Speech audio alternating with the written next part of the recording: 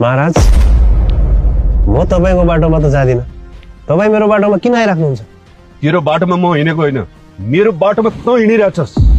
अब मेरो बाटोमा तँलाई सधैँ हिँडुल गर्ने बन्द गरिदिन्छु म महाराज यो भैरव त्रिवेणी नदी झै शान्त रूपमा आफ्नो लक्ष्यमा बगिरहन्छ तपाईको बाटोमा कसरी आउन सक्छ महाराज तैँले महाकालको शक्ति मायावीलाई सिद्ध्याउन खोजिरहेछस् होइन ताकि यो महाकालले सिद्ध्याउन सजिलो होस् भनेर महाराज यो भैरव कसैको जीवनसँग खेल्न चाहन्न यदि कोही यो भैरवको जीवनसँग खेल्न आयो भने त्यसलाई कदापि पनि छोड्दैन त्यो मायावी पनि मेरो जीवनसँग खेल्न आए र त्यसको प्रतिफल उसले पाए तैँले पनि मेरो कामको प्रतिफल पाउनेछस् सेनापति के गरौँ यसलाई महाराज के गर्ने होइन सिद्ध्याउने यसलाई सिद्ध्याउने सिद्धे समाज यसलाई एकछिन सेनापति नसुन्नुहोस् मलाई जान्दिनुहोस्